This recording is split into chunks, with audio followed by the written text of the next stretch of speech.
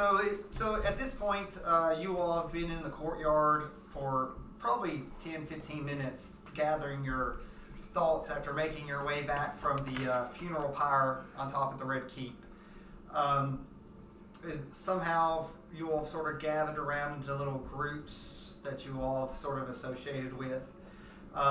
Throughout the groups, the queen is coming up and she's looking, and in her mind, this is what she's picturing. She's looking over and she sees the rogues of the Shadow Compass that she has worked with and talked to about how to find out information for her kingdom. She sees a little gnome that is usually very, very loud and surprisingly really quiet in Drew. Looking straight past through Drew, she notices sort of two larger figures, sort of a taller elf and a very, very tall rock man standing right behind, almost casting shadow on top of our normal grouchy druid, along with a very large wolf. But maybe grouchy isn't the correct expression this time. It's more sort of stoic. Like she wishes she was mad, but she's not. The queen's eyes continues to scan across the courtyard, where she sees a very, very large knight that's accompanied by a very, very large armored bear. And beside of her is the region of the West, Clara. There stands Sir Charles, standing surprisingly, like with his eyes very red and his face puffy. And over in the corner is usually a very live band of just a very loud group in general. Usually, she sees Projet with Hinkler and Dwayne and Kuma and Song. Surprisingly being very quiet, considering you have two bards standing near each other. They're not even strumming their instruments. They're not even making an attempt to really sing or jest. The last thing she looks over is her newly appointed captain of the guard, Nick Lightbringer,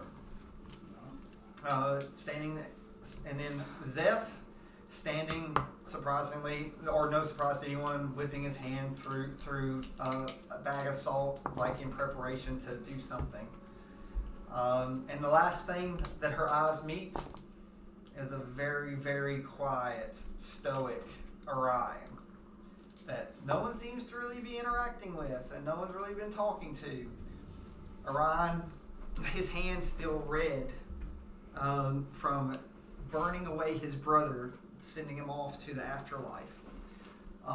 His face is almost just as red, but for a very, very different reason, holding back the pain and suffering that his body is trying to hide, conveying through his face. The queen comes up, and at this point, she comes a little bit further, and we see someone behind her. It looks like a boy with pointy ears. So, carrying a very large bow. It's like they're definitely of a woodland variety. Well-traveled. It looks like they have been on quite a few adventures, just like you all. The queen steps forward to where all you all can hear her. So, and she goes, I appreciate you answering my call when I asked you to gather here, not just for me, but for the kingdom, to show that the great heroes of Hubsheim came united in a moment of tragedy. So, the queen, who has a magical presence, does not sense that there also is another figure somewhere through here. If everyone could give me a perception roll, please, to see if anyone knows that there is someone else here. Me as well? Yes, you as well. You do not have to react to this, but I just want you to know that there might active be someone or passive. No, I want a perception.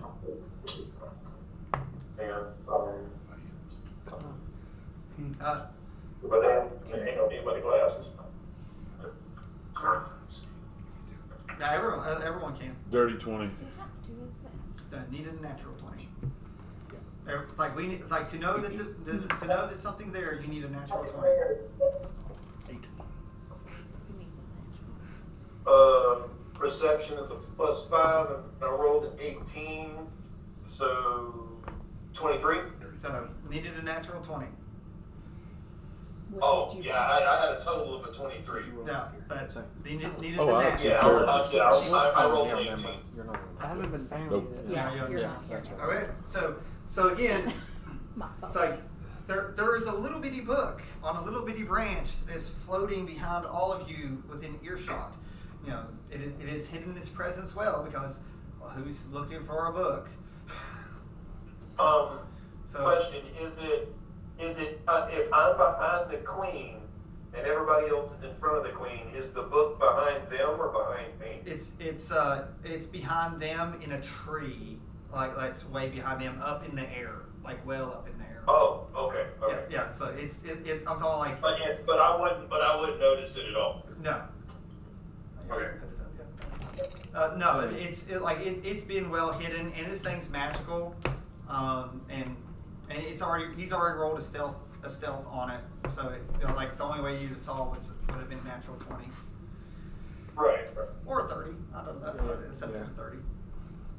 So it's a book. No, like who's looking for a book? And now Arcana check that'd been different. So But a book in a tree is definitely out of the ordinary. yeah. So very. So anyway, so the queen again. No one's noticing that. So even the queen failed it too. So so the queen will carry on. So the queen says, as many of you know, the death of Lightbringer heralded a warning from the Drow. And that warning was that we have less than a month to prepare ourselves or surrender to the Drow. The wording made me think quite clearly that what's wrong with preparing? So I have asked several people here several things. Projet in the back there and his group are going to help Nick train the civilians in the army, the current standing army and guards, and any civilians that decide to join us after today's funeral, and we're going to start training them. We are going to do basically two armies, an expeditionary force and one to guard Upshine the best we can. Thanks to you all finding that there are 4 portals in the area, we have been able over the past week to go and seal all those portals and destroy them. But that is not enough. We know there are many, many ways into the Underdark. I've been sending scouts out to find areas that could be possibly outposts for us in the battle against the Drow. But as we found out, the Drow are everywhere, as Lightbringer and Orion have attested to. So we trust very, very few people. Very, very few people do we trust. So I have brought everyone into this room, and there's no one else here in this courtyard. And we hope that this is safe. We are going to send the standing army to a couple of our places that we want the Drow to think that we're going to put our outpost into the Underdark. This is not true. What I want you all to do is we are going to divide up and go to different places and send you all to pull the Drow away with misdirection and think these are the places we're going to build our outpost. What I ask is a very dangerous thing. So I need you to go and wipe out a Drow encampment. It's a prime place. It would make complete sense that this would be our outpost. We want the Drow to believe that this is going to be our outpost. So I'm going to ask some of you to go to that outpost and wipe it out and make them believe that this is where we're coming, to try to draw the Drow away from our true objective, where we will be sending the army and those of you who do not go with them, to go to other locations to draw them away. It's like, this is dangerous. But luckily, thanks to my friend that is behind me, we've been able to scout the area, and we know a little bit of it, and we know some of the things that you're going to be up against. So, and we know the best way to get there undetected. You know, this gentleman behind me, his name is Hagen. He's from up north. He's come to me asking for aid. Surprisingly, many of you in these groups can help him, and in exchange, he's agreed to help us. But in a twist of fate, I believe that we can help each other too. So, Hagen, it's like the Queen addresses you. She's like, will you take my people to the Drow encampment? I'd kind of do a slight bow and say, of course, ma'am, anything you need. So the Queen, the Queen The only thing my character would ask is when she said that we're to wipe out this encampment, I might have kind of softly leaned in after that and said, so leave no survivors? Would have been my only question. So, all right. So he asks. The Queen says, the day of cruelty. If they surrender, we will take them captive. But if they do not surrender and they fight to the death, they will meet the end that they wish. So she said, our objective is to drive the Drow out and make them think that we're coming back here. And anything short would be considered a failure if they didn't think that we're not coming to hit them hard. Gotcha. Okay. Does anyone have any questions? She said, I've prepared supplies. It's like I've prepared horses. It's like you all should be able to get to this location within a few hours with what we were doing. You will ride with the army and then split off from them. We are hoping that these Drow spies will notice this and believe that we are going to do something with the heroes that have fought them back and decimated them over the last few weeks. It's like, understand, what I'm asking is difficult and dangerous. But I believe this is successful, because if we do not get this outpost and beachhead into the Drow land, I believe that they will eventually push us back before we even get started.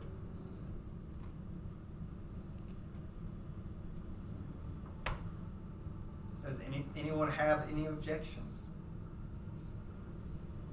Lady Queen, do you want me to stay with the castle, or do you want me to assist the adventurers? All right. How, like, if I rolled high, do you want to stay or leave? That's how she will decide. I've got a number. Tell me if it's over 10, X. If it's under 10, Y. Which would you want her to do? Low stay. Low stay. Mm-hmm. Okay. So she said, Zeph, I'm giving you the option. You are allowed to leave if you wish it to go with your companions. I had to leave, but what are my orders, my queen? I literally just told you, like. Yeah, you are leaving it to me. That's like, I just told the people, that they have a choice in this fight. My days of being a dictator, again, you all can refuse what I'm saying. If you wish not to stay and fight for Hubshan or for these people, you can leave, and I will not judge you. So it's like I am asking you, as your Hubshan compatriot, to do this for me. So it's like if you wish to stay with me, I will appreciate that. If you wish to go, I will respect that just as much. Yeah. Then I shall go to assist. She's like, I will accept this, and I'm sure your companions will appreciate that. I'm going to take a step forward. All right. So Charles steps forward and says, Queen, if you would allow me and my hammer, along with my bears, to lead this expedition and to wipe out the drought, I would be most honored. So he said, you wish to be the hammer? Yes. So. And then there will be a drow's head. Yes. She said, I accept. Does anyone else step up to go with this?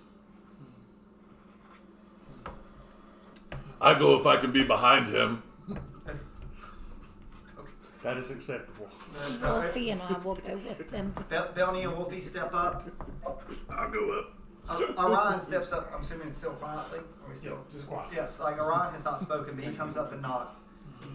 Like Rocky steps up. I suppose you will need a guide. So, a possible expert of the Underdark. Yes, I would not want to see you all go down and be made into little finger food. Ha. Let's go. Bad joke aside, I Sunny, have plenty of salt to make it taste better. Sunny steps Yes. up also. So and Zeph's through there. She said, and again, I will give you an hour to prepare, and then you will set out. Thanks to Hawkins, and he will lead you there.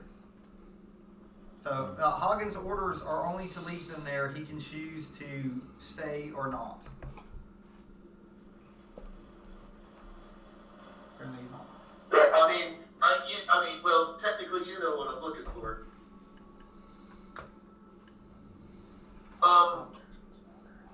This drow encampment, would it be in the Northwoods where I've been at for a while and where I was hunting the were stuff? No, it's not even close.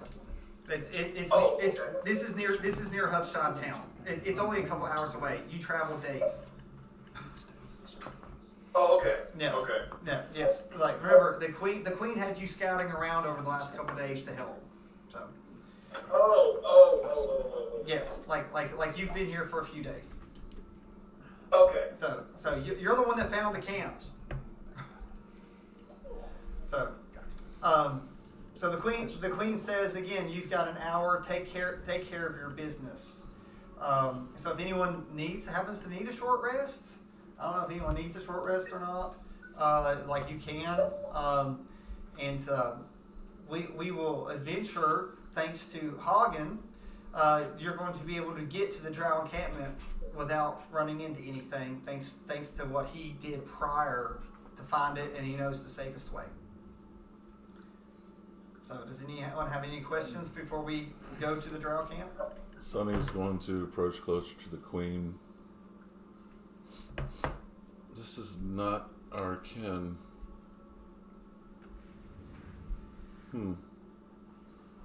Be surprised what all humans will breed with. Oh, you're referring to the half elf. Yeah. All right. So Sonny, the elf, has realized that you're a half elf. Okay. So I couldn't quite make out what he was saying. yeah, like he's not going to hear you be able to talk like that. But yeah, he came up and smelled you. Wait, who did? Sonny, the elf-looking cleric. Oh, he come up and just like sniffed my hair like biting or something? How close were you? I got next to the queen. I could smell him so from he's there. about 10 feet from you. He's not like he got into your personal space. Oh, okay.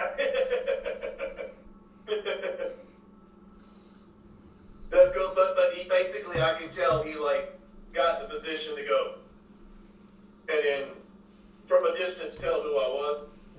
Yeah, like he got up and was able to tell that you're not a human or a regular old elf. So, Right. All right. I'm kind of happy, but yeah. So with this, the queen's going to go off, and you all are going to go off and prepare yourself. And I am going to stop recording just for a second.